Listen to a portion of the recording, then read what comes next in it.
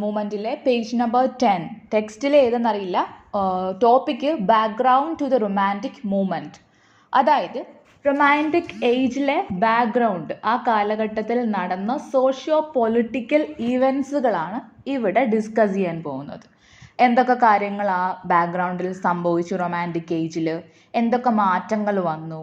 അപ്പം നമ്മൾ നേരത്തെ പോപ്പുലർ ലിറ്ററേച്ചറിൽ പറയുന്ന പോലെ തന്നെ ഒരുപാട് ഇന്നോവേഷൻസ് കാണും, ഇൻഡസ്ട്രിയലൈസേഷൻ കാണും, റെവല്യൂഷൻസ് കാണും, ഫൈറ്റ് കാണും, ടു അറ്റൈൻ ഇൻഡിപെൻഡൻസ്. അപ്പോൾ ഇങ്ങനെ കുറേ കാരണങ്ങൾ ഉണ്ട്. So first one, background to the romantic movement. Historians of English literature have designated the period from 1798 to 1832 as the romantic period. So romantic period, romantic age ന്റെ കാലഘട്ടമാണ് 1798 to 1832 ആണ് romantic age. അപ്പോൾ romantic age എന്ന് പറയുമ്പോഴേ ഞാൻ അന്ന് പറഞ്ഞു, one of the famous figures at that time was Wordsworth and Coleridge. So romantic age ഇപ്പം കോളേജ് ലെവലിലോ സ്കൂളിലോ എവിടെയെങ്കിലും നിങ്ങൾ ഇൻ്റർവ്യൂവിന് എന്തിനേലും പോയെന്ന് വിചാരിച്ചോ, അപ്പോൾ എന്തെങ്കിലും ഒരു ക്വസ്റ്റ്യൻസ് വരുവാണെങ്കിൽ അവർ ഇൻ കേസ് റൊമാൻറ്റിക് ഏജിനെ പറ്റി എന്തെങ്കിലും പറയാമോ എന്ന് ചോദിക്കുകയാണെങ്കിൽ ഫസ്റ്റ് നിങ്ങളുടെ മനസ്സിൽ വരേണ്ട രണ്ട് പേരുകളാണ് വേർഡ്സ്വർത്ത് ആൻഡ് കോൾറിഡ്ജ്. വൈ, എന്തുകൊണ്ടാണ് ഈ രണ്ട് പേര് അത്രയും ഹൈലൈറ്റ് ചെയ്ത് നിൽക്കുന്നതെന്ന് ചോദിച്ചാൽ, they published the lyrical ballads in 1798. ഇവരാണ് ഇംഗ്ലീഷ് ലിറ്ററേച്ചറിലെ ലിറിക്കൽ ബാലഡ് പബ്ലിഷ് ചെയ്തത്.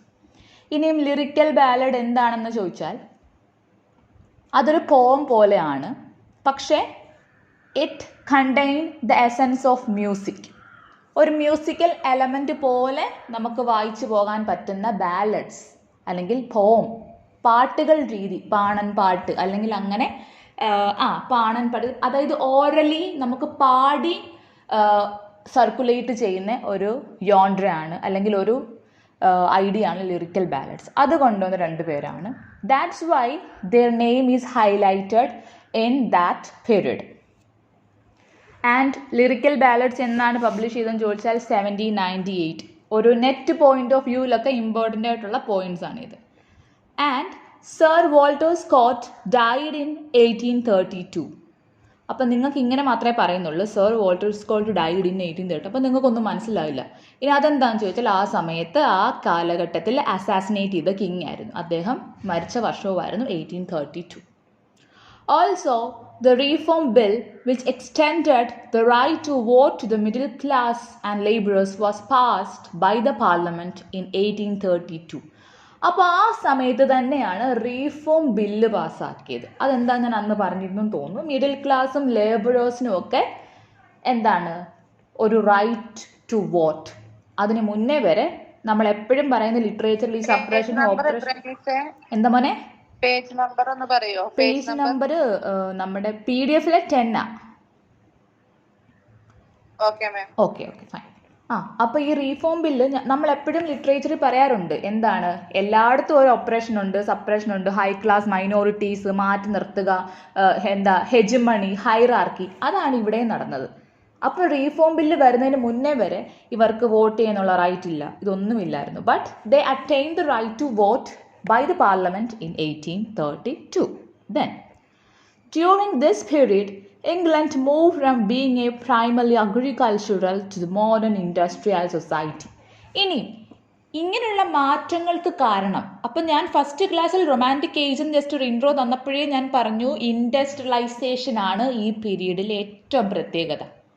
ബിക്കോസ് മെഷീൻസിൻ്റെ ഇൻവെൻറ്റ്, ഒരുപാട് ന്യൂ ഐഡിയാസ് വന്നു, എല്ലാം മനുഷ്യരിൽ നിന്നും ഫ്രീ ആക്കി. That as a result of the industrialization agricultural ഫീൽഡായിരുന്ന ഇംഗ്ലണ്ട് ഒരു മോഡേൺ ഫീൽഡിലേക്ക് അല്ലെങ്കിൽ സൊസൈറ്റിയിലേക്ക് മാറും. ഇനി ഇത് ശരിക്കും മനുഷ്യരെ അഫക്റ്റ് ചെയ്യുമോ? ഉറപ്പായിട്ടും അഫക്റ്റ് ചെയ്യും. പണ്ട് കാലത്തെ ചിന്താഗതികളും ഇപ്പോഴത്തെ ചിന്താഗതികളും നോക്കിയാൽ മതി.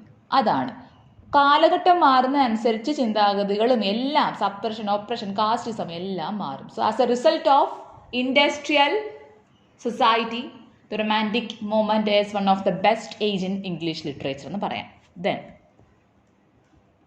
thus the balance of power passed on from the land owning aristocracy to the owners of industrial units which employed large number of people. അതുകൊണ്ട് തന്നെ അരിസ്ട്രോക്രസിയിൽ നിന്നും, അതായത് ജന്മികളുടെ പറമ്പുകളിൽ പോയി പണിയെടുത്തിരുന്ന കാലം മാറി സ്വന്തമായിട്ട് കൃഷിയിടങ്ങളും പാവപ്പെട്ട ആൾക്കാർക്ക് കിട്ടാൻ തുടങ്ങി.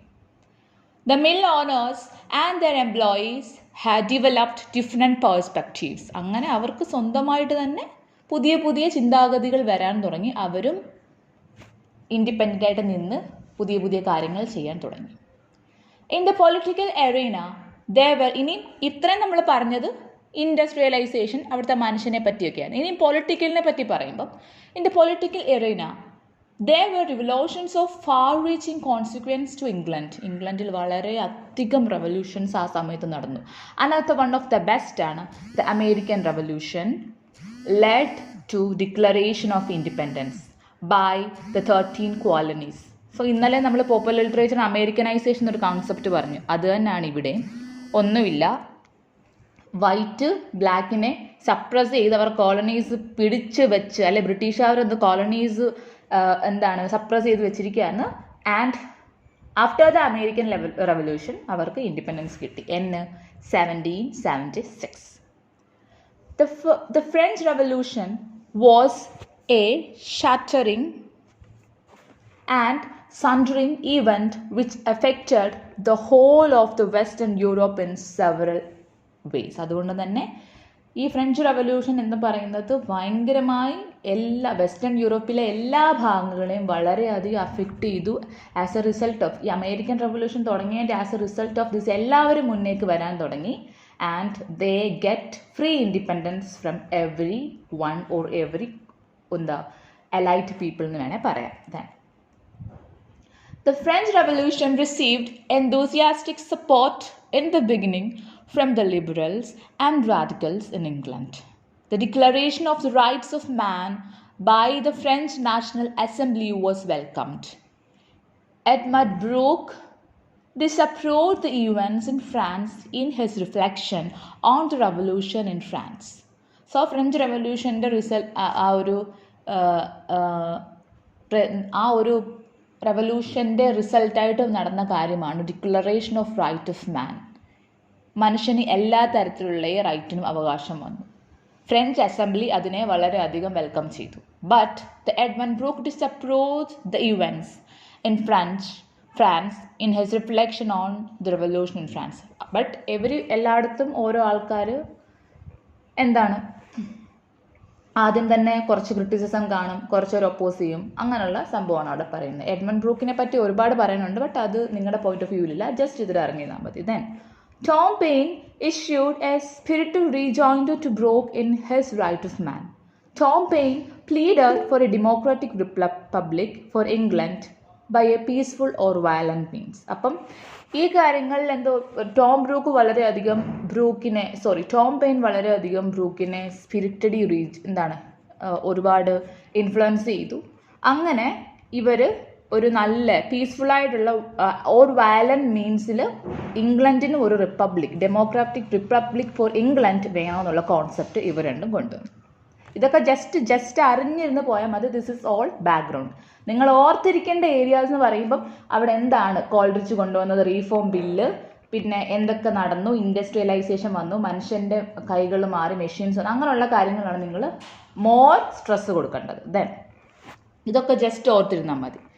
Then another book, Inquiry Concerning Political Justice by William Godwin, made a great impact on Wordsworth, Shelley and others. ഇനി അടുത്തത് പറയുന്നത് ഒരു ബുക്ക് ഇറക്കിയായിരുന്നു, വില്യം ഗോഡ്വിൻ ആണ്. ആ ബുക്കിൻ്റെ പേര് ഇൻക്വയറി കൺസേണിങ് പൊളിറ്റിക്കൽ ജസ്റ്റിസ് എന്നാണ്. അത് ഒരുപാട് വില്യം വേർഡ്സ്വർത്തിനെയും ഷെല്ലിയെയും മറ്റുള്ളവരെയും വളരെയധികം ഇൻഫ്ലുവൻസ് ചെയ്തു, ഇമ്പാക്റ്റ് ചെയ്തൊരു വർക്കാണ്. അതെന്തായിരിക്കും പറയുന്നത് നോക്കാം. Godwin predicted that eventually all property would be distributed. Page number ഏതാണ്? എടാ ഈ പേജ് നമ്പർ 11, PDF 11, ടെക്സ്റ്റും 11 ആയിരിക്കും. ഇപ്പം ഡീൽ ചെയ്യുന്നത് background to the romantic movement ആണ്, അതാണ് ടൈറ്റിൽ. അപ്പോൾ എൻ്റെ കയ്യിലുള്ള PDF-നകത്ത് ഇപ്പോഴത്തെ പേജ് നമ്പർ 11 ആണ്. ഓക്കെടാ. Godwin predicted that Eventually, all property would be distributed equally and all government would disappear. അപ്പോൾ ഇദ്ദേഹം ആ ബുക്കിൽ കൊണ്ടുവന്നത് വേർഡ്സ്വർത്തിനും ഷെല്ലിയൊക്കെ വളരെയധികം ഇമ്പാക്റ്റ് ചെയ്ത് നമ്മൾ പറഞ്ഞു. അദ്ദേഹത്തിൻ്റെ ഐഡിയ എന്താണ്? എല്ലാം ഈക്വലി ഡിസ്ട്രിബ്യൂട്ട് ചെയ്യണം എല്ലാവർക്കും. ഗവൺമെൻറ്റിൻ്റെ റൂൾ നമുക്ക് വേണ്ട. We have to disappear it. Then later events in the French Revolution, notably the execution time beings of the royal family, the guillotine of innocent people during the reign of terror, and Napoleon's dictatorship disenchanted the early supporters. പിന്നെ അവർ പറയുന്നത് എന്താ? Royal ഫാമിലിക്ക് മാത്രമുള്ള ഒരു concept മാറ്റണം. We have to give equally എല്ലാവർക്കും കൊടുക്കണം. Innocent പീപ്പിളിന് ഒരുപാട് ഇമ്പോർട്ടൻസ് കൊടുക്കണം. പിന്നെ നെപ്പോളിയൻ്റെ ആ ഡിക്റ്റേറ്റർഷിപ്പ് ഒന്നും നമുക്കിവിടെ വേണ്ട. That is we need a free ആയിട്ടുള്ള ഒരു അപ്രോച്ച് ആയിരിക്കണം. We have to consider each and every one as equal. അതായിരുന്നു പുള്ളിയുടെ ഒരു ഐഡിയ, ഗോഡ്വിൻ്റെ. ഇനിയും നെക്സ്റ്റ് ഒരു സെഷനിൽ പറയുന്നത് എന്താണ് എക്കണോമിക് സ്പിയേഴ്സിൽ എന്തൊക്കെ മാറ്റങ്ങളാണ് 18th century അല്ലെങ്കിൽ റൊമാൻറ്റിക് ഏജിൽ നടന്നത്. The economic sphere also saw great convulsions എന്ന് പറഞ്ഞാൽ ഒരുപാട് ചേഞ്ചസ് എന്നുള്ളൊരർത്ഥമാണ്. Then the manufacturing class become more powerful than agricultural class. First തന്നെ അതാണ്. എന്താണ്? അഗ്രികൾച്ചർ ക്ലാസ്സിനേക്കാളും കൂടുതൽ മാനുഫാക്ചറിങ് ക്ലാസ്സുകൾ പവർഫുള്ളായി. Why? Because it is due to industrialization. With the invention of James Watt's steam engine which replace wind and water a source of energy in 1765. അപ്പം അന്നത്തെ ഒരു ഇൻവെൻഷൻ കൊണ്ടുവന്ന ആളാണ് ജെയിംസ് വാട്ട്. അദ്ദേഹം സ്റ്റീം എൻജിൻ കണ്ടുപിടിച്ചു. അതെന്ത് ചെയ്തു? വിൻഡ് എനർജി, വാട്ടർ എനർജി ഒക്കെ യൂസ് ചെയ്ത് സോഴ്സ് ഓഫ് എനർജി ആയിട്ട് ഐ തിങ്ക് ഇൻഡസ്ട്രീസിൽ ഉപയോഗിക്കാൻ തുടങ്ങി. നേരത്തെ ഇത് ചെയ്തിരുന്നത് മനുഷ്യൻ്റെ കരങ്ങളായിരുന്നു. Then there was a revolutionary change in the means and pace of production. അതുകൊണ്ട് തന്നെ ഈ ഒരു പ്രൊഡക്ഷനിൽ വളരെയധികം ചേഞ്ചാണ് ഇൻഡസ്ട്രിയൽ ഏജിൽ, അത് റൊമാൻറ്റിക് ഏജിൽ നടന്നത്. The majority of the population of England was becoming either owners and traders or wage earners without property. അതുകൊണ്ട് തന്നെ അവിടുത്തെ മെജോറിറ്റി എന്ന് പറഞ്ഞാൽ ആരാണ്? മെജോറിറ്റി എന്ന് പറഞ്ഞാൽ ആരായിരിക്കും? എനിവൺ? ഇവിടെ മെജോറിറ്റി ഓഫ് പോപ്പുലേഷൻ എന്ന് പറഞ്ഞ ആ മെജോറിറ്റി ആരെ പറ്റിയാണ് പറയുന്നത്? നമ്മൾ ഇന്നലെയും പോപ്പുലർ കൾച്ചറിലും ഒക്കെ ഈ ഒരു ടേം യൂസ് ചെയ്യുന്നുണ്ട്. ആർക്കും അറിയില്ല. Which means I am not a good teacher. Majority of the population of England എന്ന് പറയുമ്പം ഒരു സമൂഹത്തിലെ മെജോറിറ്റി ആരായിരിക്കും? Yes, very good. അതെടാ, കോമൺ പീപ്പിൾ. സോ ആ സമയത്ത് കോമൺ പീപ്പിൾസ് എന്തായി? സ്വന്തമായിട്ട് വേജസ് ഏൺ ചെയ്യാൻ തുടങ്ങി വിത്തൗട്ട് പ്രോപ്പർട്ടി. സ്വന്തമായിട്ട് പ്രോപ്പർട്ടി ഒന്നുമില്ല, but they earning so much wages due to this advancement in the romantic age. Then thus the people were effectively divided into the rich and the poor. With the introduction of more machinery into industry, there was more unemployment. പക്ഷേ ഒരുപാട് machineries introduce ചെയ്തു, ഒരുപാട് കാര്യങ്ങൾ വന്നു. അതുകൊണ്ട് തന്നെ unemployment ശരിക്കും അവിടെ കൂടുകയും ആ സമയത്ത് ചെയ്തു. അപ്പം എല്ലാവരും ഇങ്ങനെ ജോലിക്കായിട്ട് ഞങ്ങൾക്ക് പോകുന്നു. അപ്പോൾ അൺഎംപ്ലോയ്മെൻറ്റ് എന്നുള്ള സംഭവം അവിടെ കൂടി വന്നു. Then the soldiers demolished after the French war aggravated the labor market. There was an economic depression in 1815 caused by the fall of wartime demand for manufacturing goods. പക്ഷെ അവിടെ ഒരു എക്കണോമിക് ഡിപ്രഷൻ 1850 നടന്നു. എന്താണെന്ന് ചോദിച്ചാൽ മാനുഫാക്ചറിങ് ഗുഡ് ആ ഒരു യുദ്ധത്തിന് ശേഷം, ആ ഒരു വാറിൻ്റെ ഒരു സമയത്ത് ആ ഒരു ഗുഡ്സിൻ്റെ മാനുഫാക്ചറിങ് കാര്യങ്ങളൊക്കെ അത് ഒരുപാട് എഫക്റ്റ് ചെയ്യും. നിങ്ങൾക്കിത് ഓരോ പോയിന്റ്സ് ആയിട്ട് മാത്രമേ ഇഗ്നോൻ്റെ യൂണിവേഴ്സിറ്റിയിൽ ഇട്ട് തന്നിട്ടുള്ളൂ. ഇതൊക്കെ പറയണമെങ്കിൽ എക്കണോമിക് ഡിപ്രഷൻ എന്താണെന്ന് വേറൊരു ഫീൽഡ് ഉണ്ട് ഹിസ്റ്ററിയിൽ. പക്ഷെ നിങ്ങൾ ജസ്റ്റ് ഇങ്ങനെ അങ്ങ് അറിഞ്ഞു പോയാൽ മതി ആ സമയത്ത് നടന്ന കാര്യങ്ങൾ. Then these political, economic and social factors caused agitations and riots by the working class. The ruling class responded by more repressive measures. The unrest culminated in passing the reform bill, which met the political aspirations of at least some sections of the population. അപ്പോൾ തന്നെ politically, economically, socially working class ഒരുപാട് മുന്നോട്ട് വരാൻ തുടങ്ങി. Ruling class ഇതിനെതിരെ പിന്നെയും respond ചെയ്യാൻ തുടങ്ങി. Because they are becoming more and more powerful. So reform ബില്ലിനെതിരെ വീണ്ടും ഇവർ ഇറങ്ങാൻ തുടങ്ങി. എന്താണെന്ന് ചോദിച്ചാൽ റീഫോം ബില്ല് നടപ്പിലാക്കിയത് കൊണ്ടാണ് ഇങ്ങനെ വന്ന എന്നൊരു ചർച്ച അവിടെ വീണ്ടും റൂളിംഗ് ക്ലാസ് മുന്നോട്ട് വെക്കാൻ തുടങ്ങി. പിന്നെ നിങ്ങൾക്ക് അത്രേ പറഞ്ഞിട്ടുള്ളൂ. നെക്സ്റ്റ് സെഷനിൽ അവർ വേറെയാണ് പറയുന്നത്. There were important development in other spheres also. ഇനി വേറെ ഇമ്പോർട്ടൻറ്റ് ഡെവലപ്മെൻറ്റ്സ് നോക്കാം. Captain James Cook circumnavigated the globe and discovered Australia and the Sandwich Islands. പിന്നെ പറയുന്നത് ഇദ്ദേഹമാണ് ഓസ്ട്രേലിയൻ സാൻഡ്വിച്ച് ഐലൻഡും കണ്ടുപിടിച്ചെന്ന് പറയുന്നു. Then fascinating account of life in South Seas led to rethinking on the nature of society and political system. Ocean travel became safer with Cook's accurate charting of the coastlines. ഇതൊക്കെ just വായിച്ചു വിട്ടാൽ മതി. ഇതൊന്നും literature point of view important അല്ല. Ocean travel കണ്ടുപിടിച്ചത് സേഫറാണ്. അതാണ്, അത് മതിയല്ലോ. Okay, next.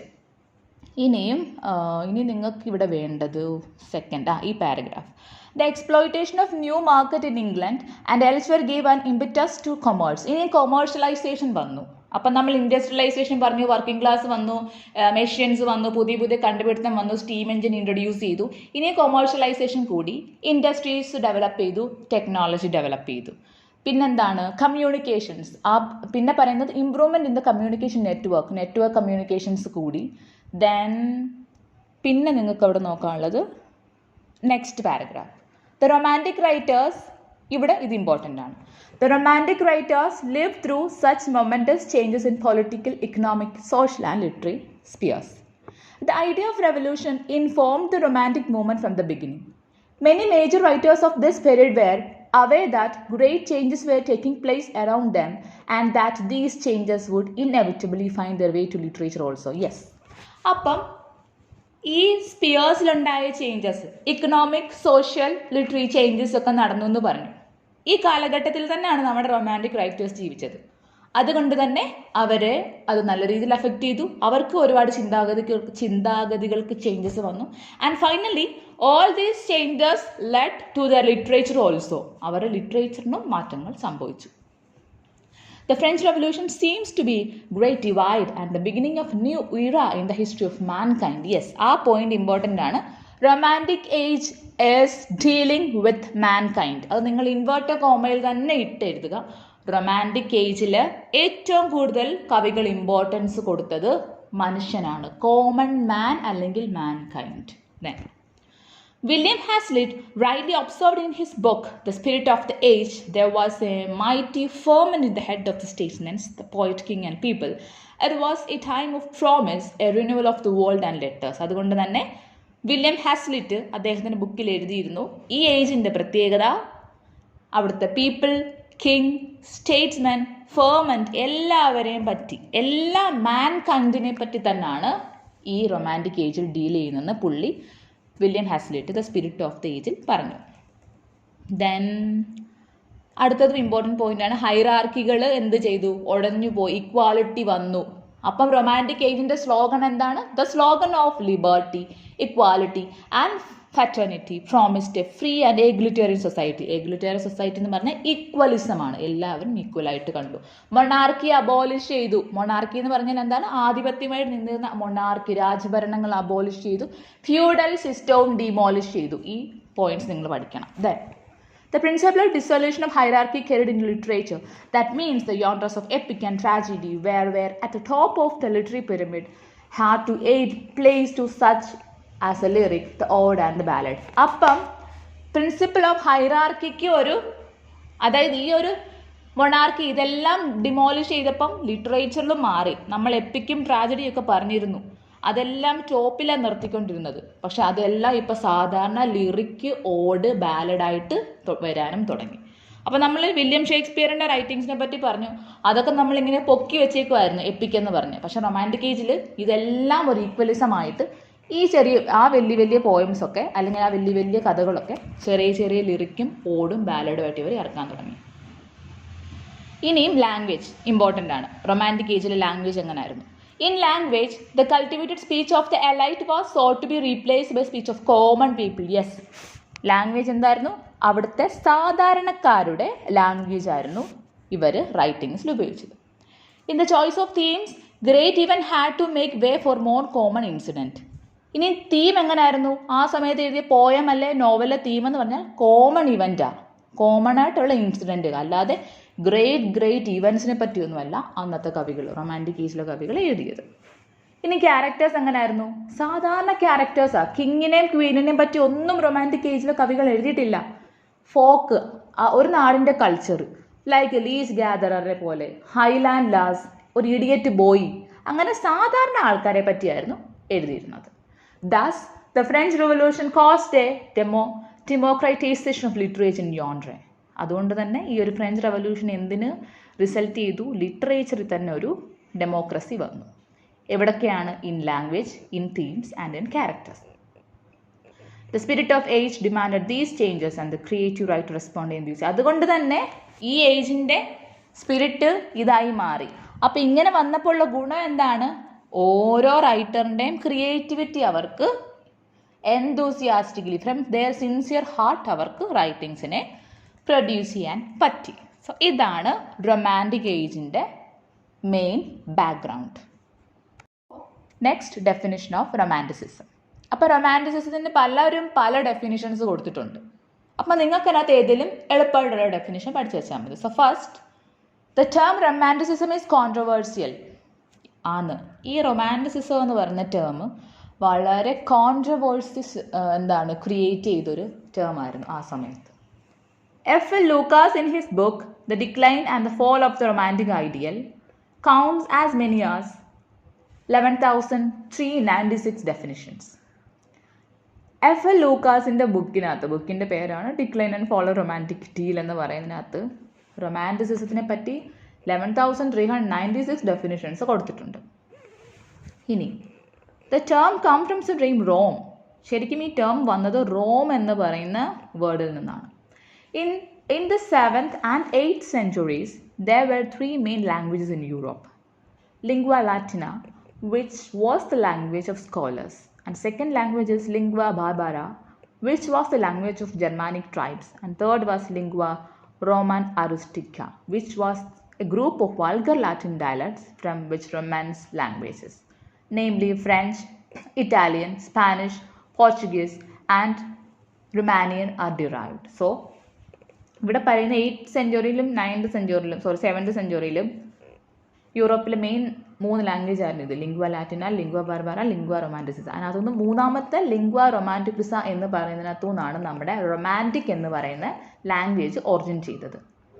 അതിൻ്റെ ഒരു ഹിസ്റ്ററി ജസ്റ്റ് പറഞ്ഞതേ ഉള്ളൂ. റൊമാൻറ്റിസിസം എന്നുള്ള വേർഡ് എവിടെ നിന്നാണ് വന്നത്. So the term romantic is related to romance languages, the peripheral tradition rather than to Latin, the main tradition. അപ്പം റൊമാൻറ്റിക് എന്ന് പറയുമ്പോഴേ നമുക്കത് റൊമാൻസ് ലാംഗ്വേജുമായിട്ട് കണക്ട് ചെയ്യാൻ പറ്റും. റൊമാൻറ്റിക് ഏജ് എന്ന് പറയുമ്പോഴേ എല്ലാവരുടെയും മനസ്സിൽ അത് തന്നെയാണ് വരുന്നത്. റൊമാൻറ്റിക് ആ ഒരു ട്രഡീഷനുമായിട്ടൊക്കെ കണക്ട് ചെയ്യാൻ പറ്റും. ഇനി the term romantic was first used in late 17th century to describe paintings with certain bizarre qualities.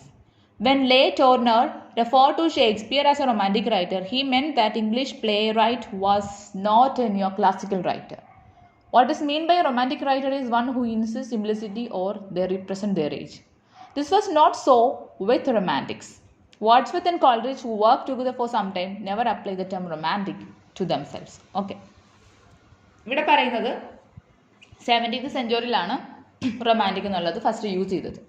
അത് പെയിൻറ്റിങ്സിലൊക്കെയാണ് വന്നത്. അപ്പം ബിസയർ ക്വാളിറ്റീസ് ഉള്ള പെയിൻറ്റിങ്സ് ആണ്. ഇറ്റ്സ് വെരി വണ്ടർഫുൾ പെയിൻറ്റിങ്സ് ആയിരുന്നു ആ സമയത്ത് ഉണ്ടായിരുന്നത്. അപ്പോൾ ടോർണർ ഷേക്സ്പിയറിനെ ഒരു റൊമാൻറ്റിക് റൈറ്ററായിട്ട് അഡ്രസ്സ് ചെയ്തു. എന്നിട്ട് അദ്ദേഹം പറയുന്നത് ഒരു ഇംഗ്ലീഷ് പ്ലേ റൈറ്റും നിയോ ക്ലാസിക്കൽ റൈറ്റേഴ്സ് അല്ല, അതായത് ഒരു പഴയ ചിന്താഗതിയുള്ള റൈറ്റേഴ്സ് അല്ല എന്ന് ഇദ്ദേഹം പറയുകയാണ്.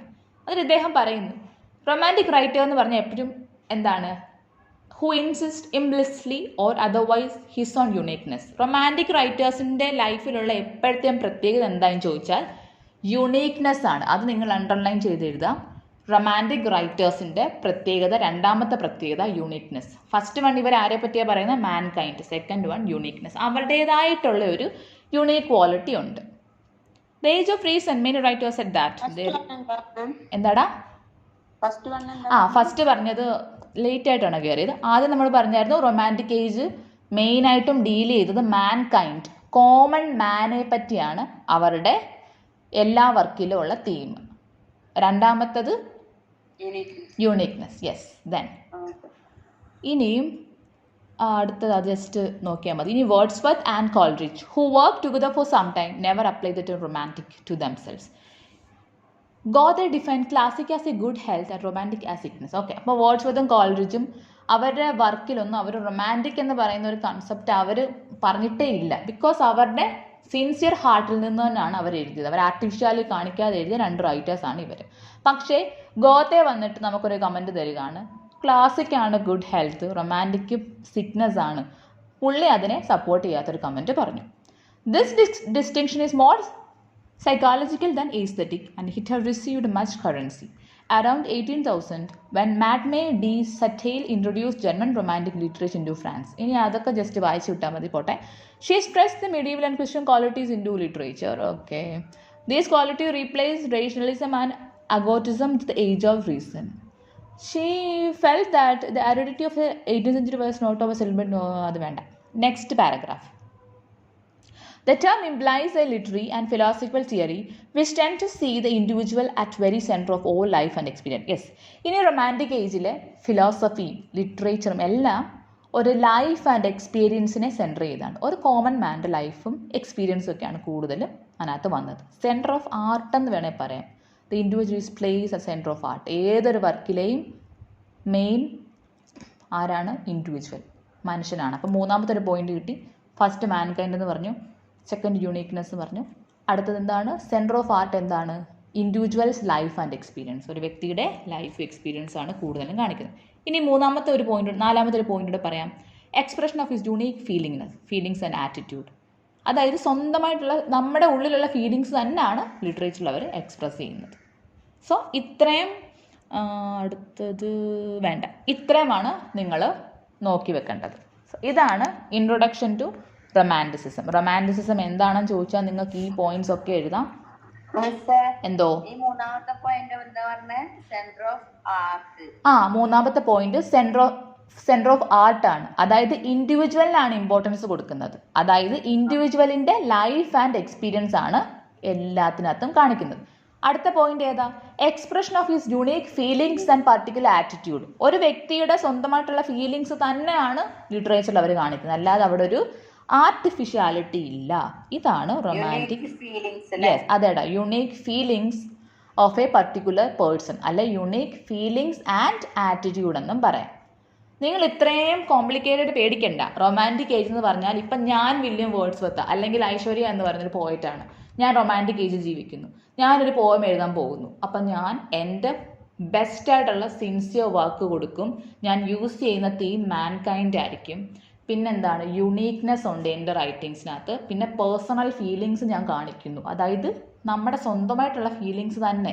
ഇപ്പം എനിക്ക് വിഷമിച്ചിരിക്കുമ്പോൾ ഞാനൊരു പോയം എഴുതുവാണെങ്കിൽ ഞാൻ ആ വിഷമമായിരിക്കും അവിടെ അഡ്രസ്സ് ചെയ്യാൻ പോകുന്നത്.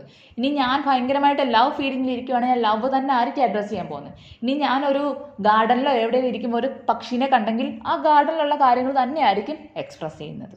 പിന്നെ പറഞ്ഞത് സെൻറ്റർ ഓഫ് ആർട്ട് എന്ന് പറഞ്ഞാൽ, അല്ലടാ, ഇതിനകത്ത് ഈ നോട്ട്സേ ഉള്ളൂ, വേറെ വെളിയിൽ നോട്ട്സ് ഇല്ല. അല്ല, വെളിയിൽ നിന്ന് നോട്ട്സ് ഉണ്ടോ എന്ന് ചോദിച്ചാൽ ഞാനൊരു ഡെഫിനിഷൻ തരാം നിങ്ങൾക്ക്. റൊമാൻറ്റിസിസം, ഈ 4 പോയിന്റ് ഇത് വായിക്കുക, ഈ 4 പോയിന്റ് ഓർക്കുക, ജസ്റ്റ് എഴുതുക, അതിനെ എക്സ്പ്രസ് ചെയ്ത് എഴുതുക. അങ്ങനെ നിങ്ങൾക്ക് എഴുതാൻ അറിയത്തില്ലേ?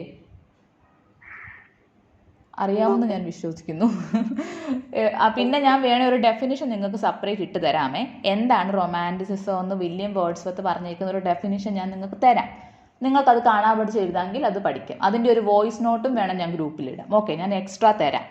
അപ്പോൾ എന്താണ്, ഇപ്പോൾ ഒരു എക്സാമ്പിൾ 2 മാർക്സിനോ 5 മാർക്സിനോ വില്ല വാട്ട് ഈസ് റൊമാൻറ്റിസിസം എന്ന് ചോദിച്ചാൽ നിങ്ങൾക്ക് അത് എഴുതാം. Okay, then next. ഓക്കേടാ, നെക്സ്റ്റ് പോർഷൻ. അപ്പോൾ ഇത്രയും എന്തെങ്കിലും ഡൗട്ട് ഉണ്ടോ? Next, salient features of romanticism. Romanticism is opposed to the artificial conventions. അതാണ് ഫസ്റ്റ് പോയിന്റ്. നിങ്ങൾക്ക് വേണ്ട പോയിന്റ് ഞാൻ സ്ട്രെസ് ചെയ്ത് പറയാം, നിങ്ങളത് അണ്ടർലൈൻ ചെയ്താലും മതി. അപ്പോൾ റൊമാൻറ്റിസിസം ആർട്ടിഫിഷ്യൽ കൺവെൻഷന് എതിരെയാണ്. അപ്പം ഇവരുടെ റൈറ്റിംഗ് എങ്ങനെയാണ്? നമ്മൾ കുറച്ച് പോയിന്റ്സ് മുന്നേ പറഞ്ഞില്ലേ, എങ്ങനെയായിരിക്കും അപ്പോൾ ഇവരുടെ റൈറ്റിംഗ്? ആർട്ടിഫിഷ്യാലിറ്റി ഇല്ലാതെ ഇവരെങ്ങനെ എഴുതുന്നേ?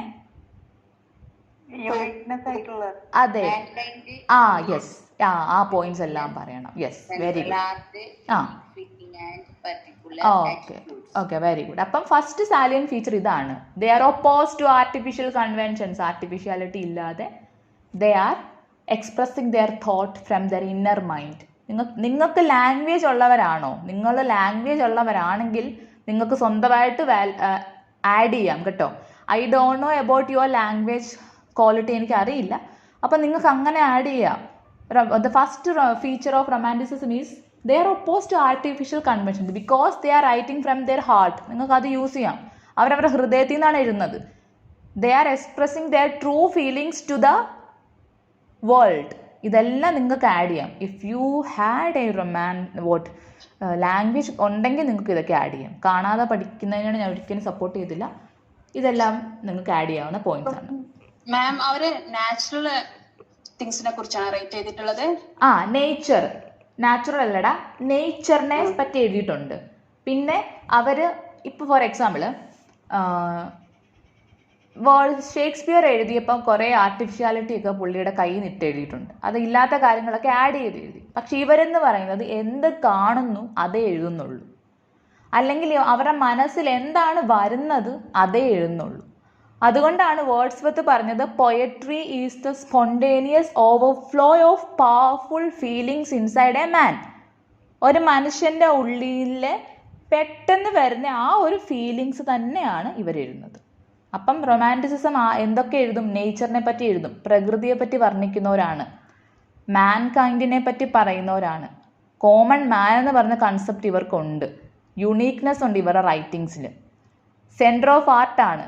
എന്താണ്? അവർ ലൈഫ് ആൻഡ് എക്സ്പീരിയൻസ് എഴുതുന്നുണ്ട്. കോമൺ ആയിട്ടുള്ള തീംസ് ഒക്കെ അവർ എഴുതുന്നുള്ളൂ. കിങ്ങിനെയും ക്വീനിനെയും പറ്റി നിങ്ങൾ അതൊക്കെ എഴുതിയാലും മതി. സാലിയൻ്റ് ഫീച്ചേഴ്സ് ഓഫ് റൊമാൻറ്റിസം ചോദിച്ചാൽ അതെല്ലാം എഴുതിയാലും മതി. കിങ്ങിനെയും ക്വീനിനെയും പറ്റി എഴുതുന്നവരല്ല. സാധാരണമായ ഫോക്ക് ലാംഗ്വേജുകൾ, ലീച്ച് ഗ്യാദറെ പറ്റി എഴുതും, കോമൺ ആൾക്കാരെ പറ്റി എഴുതുന്നു. ലാംഗ്വേജ് ഇനി എങ്ങനെയാ? ട്രഡീഷണൽ ലാംഗ്വേജ് ഒന്നുമല്ല. Language is the language of common people. ഇതൊക്കെ തന്നെയാണ് സേലിയൻ്റ് ഫീച്ചേഴ്സ്. അപ്പോൾ ഇത് ജസ്റ്റ് വായിച്ചു പോയിട്ട് നിങ്ങൾക്ക് എന്തൊക്കെ അറിയാം റൊമാൻറ്റിസിസം, അതാണ് ഇവിടെ എഴുതേണ്ടത്. Okay, next the raining literary tradition. അത് വേണ്ട. സോ ഫസ്റ്റ് പോയിന്റ് അതാണ്. Next one, the neoclassical theory of poetry conceived as imitation and as something acquired by training. The functional properties according to this view is to instruct and to please. Okay, ആ point ഓർത്ത് വെച്ചാൽ നല്ലതാണ്. Neoclassical theory of poetry. Neoclassical എന്ന് പറഞ്ഞാൽ പഴയ കാലം, അല്ലെങ്കിൽ Shakespeare പോലുള്ളവർ എന്താ എഴുതുന്നത്? ഇമിറ്റേഷൻ, അല്ലെങ്കിൽ അവർക്ക് എന്താണ്, അവരൊരു ട്രെയിനിങ് പോലെ എന്തെങ്കിലുമൊക്കെ എഴുതി വെക്കുക. പക്ഷേ ഇവിടെ റൊമാൻറ്റിസിസത്തിലെ poetry to instruct and to please. വായിക്കുന്ന ആൾക്ക് അത് വളരെയധികം ഗ്രഹിക്കാൻ പറ്റുന്നതായിരിക്കണം, അവരെ പ്ലീസ് ചെയ്യാൻ പറ്റുന്നതായിരിക്കണം, അവരെ അട്രാക്റ്റ് ചെയ്യാൻ പറ്റുന്നതായിരിക്കണം, അവരെ ആ പോയത്തിലേക്ക് നയിക്കാൻ പറ്റുന്നതായിരിക്കണം എന്നാണ് റൊമാൻറ്റിക്സ് പറയുന്നത്. എന്തോ പിന്നെ ഇതില് അണ്ടർലൈൻ ഇട്ട് വെക്കേണ്ടത് ഇതാ, neoclassical theory of poetry conceived അവിടെ മുതൽ ട്രെയിനിങ് വരെയും പിന്നെ ഇൻസ്ട്രക്ട് ആൻഡ് ടു പ്ലീസ് അതും. അപ്പോൾ ഫസ്റ്റ് ഏതാ? Romanticism is oppose to artificial convention, first point. Second, the neoclassical theory of poetry conceived as imitation. വേണേ അത് മാത്രം എഴുതിയാലും മതി, കൺസീവ്ഡ് ആസ് ഇമിറ്റേഷൻ. ആൻഡ് എന്ന് കൂട്ടും നിങ്ങൾക്ക് വേണേൽ എഴുതാം. The function of poetry according to this view. ഏത് വ്യൂ? റൊമാൻറ്റിക് വ്യൂവിൽ എങ്ങനെയാണ്? To instruct and to please. അതും ഒരു സെക്കൻഡ് ഫീച്ചറാണ്. ഓക്കെ, ദെൻ തേർഡ് ഞാൻ പറയാടാ. Art is a mirror in which we find a reflection of life. Yes, മൂന്നാമത്തെ point ഇത് എഴുതിയാൽ മതി, റിഫ്ലക്ഷൻ ഓഫ് ലൈഫ്. അതായത് എന്താണ് അത് തന്നെ റിഫ്ലക്റ്റ് ചെയ്ത് കാണിക്കുക. ഞാൻ എന്താണ് അത് തന്നെയാണ് ഇവർ എഴുതുന്നത്, അല്ലാതെ ഇവർക്ക് ആർട്ടിഫിഷ്യാലിറ്റി ഇല്ല. അപ്പോൾ അടുത്ത പോയിന്റ് ഏതാ? Reflection of life. എന്താണ് അത് തന്നെ റിഫ്ലക്റ്റ് ചെയ്യുന്നതാണ് ഇവരുടെ റൈറ്റിങ്സ്. ഇനി for romantics also poetry is a poet. Okay, അത് എഴുതാം. For romantics the source of poetry is the poet himself. അതും എഴുതിക്കോ, അതും അണ്ടർലൈൻ ചെയ്യാം. റൊമാൻറ്റിക്സിന് പോയട്രി എന്ന് പറഞ്ഞാൽ ആ പോയറ്റ് തന്നെയാണ്. അതായത് ആ പോയറ്റിനുള്ളിൽ എന്തൊക്കെയുണ്ട് അതാണ് അവിടെ എഴുതുന്നത്. അത് അവർ യെസ്, ആ പോയറ്റിനെ തന്നെയാണ് അവിടെ എഴുതുന്നത്, അല്ലാതെ ആർട്ടിഫിഷ്യലായിട്ട് ഇല്ലാത്ത കാര്യങ്ങൾ എഴുതുന്നില്ല. അതാണ് റൊമാൻറ്റിക് ഏജിൻ്റെ അടുത്തൊരു പ്രത്യേകത. ഇനി ഞാൻ പറഞ്ഞ ഒരു നിങ്ങൾക്കുണ്ട്, ഇവിടെ ഉണ്ട്, ഞാൻ പറഞ്ഞ ഒരു ഡെഫിനിഷനാണ്. As Wordsworth puts poetry is a spontaneous overflow of powerful feeling. It is a inborn gift, not something that can be acquired. Poetry is expression of emotion. നിങ്ങൾ ഇതിനകത്ത് ഇത് അണ്ടർലൈൻ ചെയ്തോ. പോയട്രി എന്ന് പറഞ്ഞത് വേർഡ്സ്വർത്ത് പറഞ്ഞതാണ്. പോയട്രി ഒരു spontaneous overflow of powerful feeling.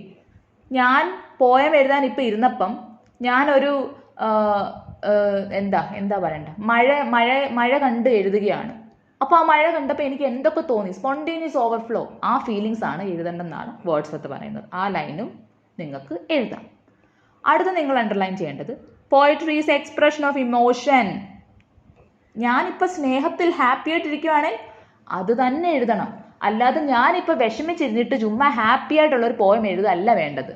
That is expression of true emotion. നമ്മുടെ emotion എന്താണ് അത് തന്നെ എഴുതണം. അത് അടുത്തൊരു ഫീച്ചറാണ്. ദെൻ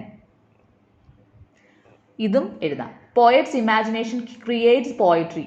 ഒരു പോയറ്റിൻ്റെ ഉള്ളിലുള്ള ഇമാജിനേഷനും നല്ലൊരു പോയത്തെ ക്രിയേറ്റ് ചെയ്യാൻ സാധിക്കും. ഇനി നിങ്ങൾക്ക് വേണ്ടത് മാത്രം ഞാൻ പറയാം. The traditional view that poetries okay വേണ്ട. Romantic but made innovations. ഇതൊക്കെ PDF എന്നാണോ വായിക്കണേ? ആടാ, PDF ന്നാണ്. അത് ഏതിലാണ്? ഞാൻ നോക്കിയിട്ട് കാണാം. Page number 14, salient features of romanticism. Text ബുക്കിൽ പേജ് നമ്പർ 15 ആണ്. അതൊന്ന് പറഞ്ഞു കൊടുക്കണേടാ. 14 തീരാനായി 15 തുടങ്ങണം. ഓക്കെ, ഇനി നിങ്ങൾ third paragraph, the romantic poet displaced humanity. അത് കണ്ടോ? The romantic poets displaced okay, അവിടെ മുതൽ നോക്കാം. ദ റൊമാൻറ്റിക് അണ്ടർലൈൻ ഇടണം. പറയാം, നോക്കട്ടെ, പറയാം. The romantic poets displace humanity with external nature as the poetic subject matter. Yes, underline ചെയ്യേണ്ട, സൈഡിലോട്ടൊന്ന് എഴുതി വെക്കാൻ പറ്റുവാണെങ്കിൽ എഴുതിക്കോ. Romantic poets deals with the theme of humanity. എഴുതിക്കോ. The romantic poets deals with the theme of humanity. ഇനി ഞാൻ പറഞ്ഞു തരാം, അത് മതി. ഇതിനകത്ത് ഞാൻ നോക്കിയിട്ട് ഞാൻ സെൻറ്റൻസ് പറയാം, അത് നിങ്ങൾ പഠിച്ചാൽ മതി. ഇനി അലക്സാണ്ടർ പോപ്പ് ഇതൊന്നും വേണ്ട. Rape of lock, solitary, classicism. Okay, ഇനി ഒരു കാര്യം ചെയ്യാം. നിങ്ങളുടെ ടെക്സ്റ്റിൻ്റെ സൈഡിലോട്ട് ഞാൻ പറയുന്ന പോയിൻറ്റ്സ് എഴുതിക്കും. കുറച്ച് പോയിൻറ്റ്സ് ഞാൻ തരാം, ബാക്കി നിങ്ങൾ നോക്കണ്ട. അതൊത്തിരി ഫീച്ചേഴ്സൊക്കെ നിങ്ങൾ ജസ്റ്റ് കുറച്ചെടുത്ത് എഴുതി പഠിച്ചാൽ മതി. Salient features of romanticism in literature. Okay, ഇനി അടുത്ത പോയിന്റ് എഴുതിക്കോ. Romantic poets celebrate the nature. പ്രകൃതിയെ വർണ്ണിക്കുന്നവരാണ്, നേച്ചറിന് ഇമ്പോർട്ടൻസ് കൊടുക്കുന്നതാണ്. വേണമെങ്കിൽ എഴുതിയാൽ മതി സെലിബ്രേഷൻ ഓഫ് നേച്ചർ എന്ന് എഴുതിയാലും മതി. അടുത്തൊരു ക്യാരക്ടറിസ്റ്റിക് ആണ് സെലിബ്രേഷൻ ഓഫ് നേച്ചർ. പ്രകൃതിയെ വർണ്ണിച്ച് എഴുതാറുള്ളവരാണ്. അതിനകത്ത് ഫോർ എക്സാമ്പിൾ സോളിറ്ററി റീപ്പർ 10ാം ക്ലാസ്സിലോ +2 നമ്മൾ പഠിച്ചതാണ്. വേർഡ്സ്വർത്തിൻ്റെ നേച്ചറാണത് മൊത്തം. പിന്നെ തന്നെ വേർഡ്സ്വർത്തിൻ്റെ I wandered lonely as a cloud എന്നൊരു പോയമുണ്ട്, അതും നേച്ചറിനെ പറ്റിയാണ്. ഇദ്ദേഹത്തിൻ്റെ എല്ലാ പോയും പ്രകൃതിയെ പറ്റി തന്നെ. So celebration of nature. Then next point, focus on individual and spirituality. അത് ഓൾറെഡി നമ്മൾ പറഞ്ഞിട്ടുണ്ടല്ലേ, ഇൻഡിവിജ്വൽ ആർട്ടാണ്, അത് എഴുതിയാലും മതി. ഫോക്കസ് ഓൺ ദ ഇൻഡിവിജ്വലിനെ ഫോക്കസ് ചെയ്ത് എഴുതുന്നവരാണ്. ദെൻ ഇൻഡിവിജ്വൽ ആൻഡ് സ്പിരിച്വാലിറ്റി, അതിവിടെ ആഡ് ചെയ്തോ, സ്പിരിച്വാലിറ്റി. ഇനി ഒരു പോയിന്റ് കൂടെ നിങ്ങൾക്ക് തന്നാൽ മതി, ഒത്തിരി വേണ്ട. romantic poets show interest in common man. Romantic poets shows interest in the common man. സാധാരണ മനുഷ്യരെ പറ്റിയാണ് കൂടുതലും എഴുതിയത്. Interest in common man.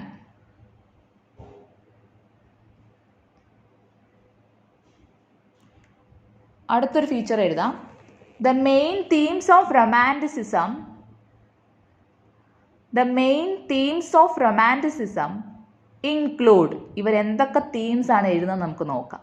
The main themes of romanticism include emotion and feeling,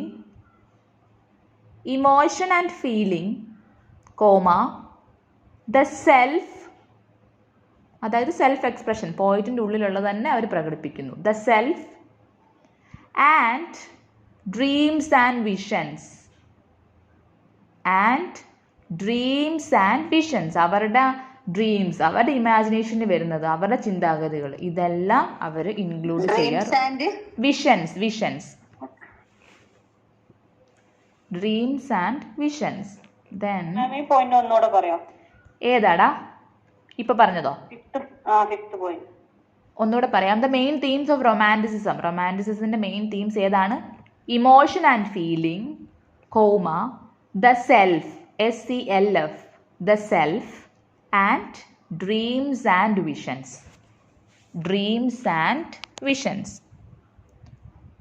ഇനിയും നിങ്ങൾക്ക് നോക്കട്ടെ, വെയിറ്റ്.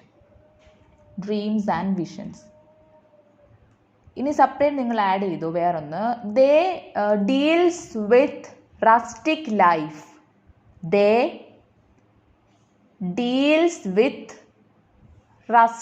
ലൈഫ്. ഇതെൻ്റെ സാറ് പറഞ്ഞു തന്നൊരു വേർഡാണ്, ഞാൻ ഇപ്പോൾ ഓർത്തതാ. NSSലെ RUS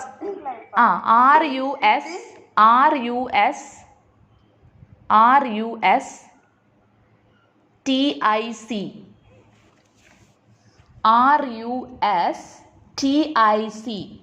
They deals with rustic life, which means, അതിൻ്റെ അർത്ഥം,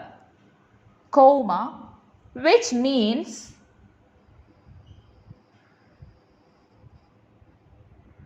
means the stories about,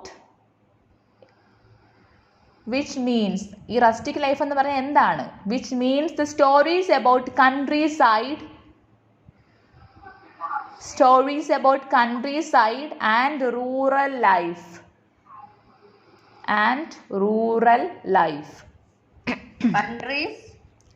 Countryside, COUNTRYSIDE,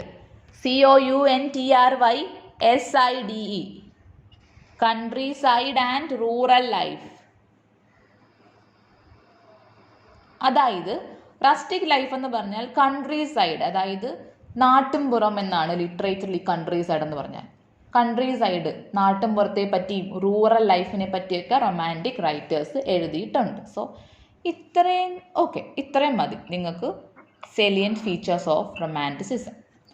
അത്രയും പഠിച്ചാൽ മതി. ബാക്കിയെല്ലാം ക്ലാസിസം ഒക്കെയാണ് പറയുന്നത്. ക്ലാസിസിസം ഒന്നും നിങ്ങൾക്ക് വേണ്ട, ഇത്രയും മതി. Okay, fine. So up to here we can conclude. അപ്പോൾ ഒന്നുകൂടെ ആദ്യം മുതൽ ഒരു ജസ്റ്റ് ഒരു ഫ്രഷപ്പ് തരാം. Romantic literature. ഓക്കെ, അപ്പം ആദ്യം മുതൽ ഒന്നുകൂടെ ഒരു ഐഡിയ പറഞ്ഞു തരാം. സിമ്പിളായിട്ട് കേൾക്കുക. റൊമാൻറ്റിക് ഏജ്, നമ്മളെല്ലാവരും റൊമാൻറ്റിക് ഏജ് ജീവിക്കുന്ന ആൾക്കാരാണ്. അപ്പോൾ നമുക്ക് മുന്നിൽ ഭയങ്കര ട്രഡീഷണലായിട്ട് എഴുതിയിരുന്ന കുറേ റൈറ്റേഴ്സ് ഉണ്ടായിരുന്നു. അപ്പോൾ അതൊക്കെ ഭയങ്കര ബോറായിട്ടും അവർ ആർട്ടിഫിഷ്യലായിട്ടും എഴുതിക്കൊണ്ടിരുന്നവരാണെന്ന് നമുക്ക് വേണമെങ്കിൽ പറയാം. അപ്പോൾ അവർ കൂടുതലും എഴുതിയ പോയംസും അല്ലെ നോവൽസും ഒക്കെ എന്താണ്, എപ്പോഴും ഒരു ഇൻ്റലക്ച്വലായിട്ടും അല്ലെങ്കിൽ it is not true from their heart എന്ന് പറയും. അങ്ങനെ ഇരുന്നപ്പോഴാണ് നമ്മുടെ റൊമാൻറ്റിക് ഏജിൽ വന്ന മാറ്റങ്ങൾ. അപ്പോൾ ആദ്യം ഈ മാറ്റങ്ങൾ മനുഷ്യൻ്റെ ചിന്താഗതികൾക്ക് മാറ്റം വരാൻ കാരണമായത് ഇൻഡസ്ട്രിയലൈസേഷൻ വന്നപ്പം എല്ലാവരുടെയും ചിന്താഗതികൾ വരെ മാറി. ഇപ്പം നമ്മുടെ പേരൻസ് ആണെങ്കിലും പണ്ട് ചിന്തിച്ച പോലെ ഇപ്പം ചിന്തിക്കത്തില്ല. അതായത് ന്യൂ ജനറേഷൻ നമ്മൾ പറയും, അല്ലെങ്കിൽ 5th G എന്നൊക്കെ നമ്മൾ പറയും, 5G എന്നൊക്കെ പറയും. അങ്ങനെ മാറ്റങ്ങൾ വന്നു. മനുഷ്യൻ ജോലി ചെയ്തെടുത്ത് മെഷീൻസ് വന്നു. അങ്ങനെ ഒരുപാട് മാറ്റങ്ങൾ വന്നപ്പം എഴുത്തിലും അത് അഫക്റ്റ് ചെയ്തു, ലിറ്ററേച്ചറിലും അത് അഫക്റ്റ് ചെയ്തു. അങ്ങനെ ലിറ്ററേച്ചറിൽ വില്യം വേർഡ്സ്വർത്തും കോൾറിഡ്ജും ഒക്കെ വന്നിട്ട് അവർ പറയുന്നു ഞങ്ങളുടെ റൈറ്റിങ്സ് എന്ന് പറഞ്ഞാൽ കോമൺ പീപ്പിളിനെ പറ്റിയായിരിക്കും, കോമൺ ലൈഫിനെ പറ്റി ഞങ്ങൾ എഴുതത്തുള്ളൂ, സെൽഫ് എക്സ്പ്രഷൻ ഓഫ് അവർ സെൽഫ്, ഞങ്ങളുടെ ഉള്ളിൽ എന്താണ് അത് തന്നെ ഞങ്ങൾ എഴുതത്തുള്ളൂ. Poetry is a spontaneous overflow of powerful feeling. പുള്ളി പറഞ്ഞത് പോയട്രി എന്ന് പറഞ്ഞാൽ ഒരു വ്യക്തിയുടെ ഉള്ളിലുള്ള ഫീലിങ്സ് തന്നെയാണ് എഴുതേണ്ടത്, അവിടെ ആർട്ടിഫിഷ്യാലിറ്റിയുടെ ആവശ്യമില്ല എന്ന് പറഞ്ഞു. ലാംഗ്വേജ് അവരെന്താക്കി, കോമൺ മനുഷ്യൻ്റെ ലാംഗ്വേജ് ആക്കി. കാരണം പണ്ടത്തെ നിയോ ക്ലാസിക്കൽ റൈറ്റേഴ്സ് എഴുതിയ ലാംഗ്വേജ് ഒന്നും നമുക്ക് മനസ്സിലാകത്തില്ല. അപ്പോൾ കോമൺ മാനെ സെൻറ്റർ ചെയ്ത് എഴുതി, നേച്ചറിനെ പറ്റി എഴുതാൻ തുടങ്ങി. പിന്നെ ഇവർ യൂസ് ചെയ്ത തീംസ് എന്താ, പണ്ടത്തെ നിയോ ക്ലാസിക്കൽ റൈറ്റേഴ്സ് കിങ്ങിനെയും ക്വീനെയും പറ്റി എഴുതിയപ്പോൾ ഇവർ കോമൺ ആയിട്ടുള്ള ആൾക്കാരെ, ഫോക്ക്, ലീസ് ഗ്യാദറർ, കോമൺ പീപ്പിൾ, അങ്ങനെയുള്ള സാധാരണ ആൾക്കാരെ പറ്റി എഴുതാൻ തുടങ്ങി. അങ്ങനെ റൊമാൻറ്റിക് ഏജ് വളരെയധികം ഫ്ലറിഷ് ചെയ്ത് നിൽക്കാനും തുടങ്ങി. സോ ലിറ്ററേച്ചറിലെ one of the best age എന്ന് തന്നെ നമുക്ക് റൊമാൻറ്റിക് ഏജിനെ പറയാം. സോ ഇത്രയേ ഉള്ളൂ റൊമാൻറ്റിക് ഏജിൻ്റെ സാലിയൻ ഫീച്ചേഴ്സും എന്താണ് റൊമാൻറ്റിക് ഏജും. അപ്പോൾ ഈ ഒരു ബാക്ക്ഗ്രൗണ്ട് കിട്ടിയെന്ന് ഞാൻ വിശ്വസിക്കുന്നു. ഇതിന് ശേഷമാണ് നമ്മൾ ഓരോ പോയറ്റ്സിനെ പറ്റി പഠിക്കും. അതിനുശേഷം നിങ്ങൾക്ക് വേണ്ട പോയറ്റാണ് ജോർജ് ക്രാബേയും വില്യം ബ്ലേക്ക്. അപ്പം നിങ്ങൾക്ക് പഠിക്കാനുള്ളത് വില്യം ബ്ലേക്കിൻ്റെ ദ ടൈഗർ ഉണ്ട്, ദ ലാമ്പ് ഉണ്ട്. ഈസി ആകട്ടോ, സൂപ്പറായിട്ട് പഠിപ്പിച്ചു തരാം. പിന്നെ ദ ചിമ്നി സ്വീപ്പർ ഉണ്ട്. അപ്പോൾ ഈ ഒരു പേരുകൾ കേട്ടപ്പോൾ തന്നെ നിങ്ങൾക്ക് മനസ്സിലായില്ലേ, ഇതൊക്കെ സാധാരണ ലൈഫിൽ ലീഡ് ചെയ്യുന്ന ആൾക്കാരെ പറ്റി പറയുന്ന പോയംസ് ഒക്കെയാണ്. ദ ലാമ്പ് എന്ന് പറഞ്ഞാൽ ഒരു കൊച്ചു കുട്ടീനെ പറ്റിയാണ് പറയുന്നത്. ആ കുട്ടീനെ ഒരു ലാമ്പായിട്ട് കണക്ട് ചെയ്യുന്നു. ക്രിസ്ത്യാനിറ്റി, യേശു വരുന്നുണ്ട്, അങ്ങനെയൊക്കെയുള്ള കോൺസെപ്റ്റ് ഉണ്ട്. പിന്നെ ടൈഗർ. അപ്പോൾ ഇതെല്ലാം ഒരു സാധാരണ ലൈഫാണ്. ഇനിയും ദ ജോർജ് ക്രാബേയുടെ ദ വില്ലേജ് എന്നൊരു വർക്ക് നിങ്ങൾക്ക് പഠിക്കാനുണ്ട്. അപ്പോൾ ആ ടൈറ്റിൽ തന്നെ കേട്ടോ, വില്ലേജ്. അപ്പോൾ ഇതാണ് റൊമാൻറ്റിക് ഏജിൻ്റെ പ്രത്യേകത. So this is all for today.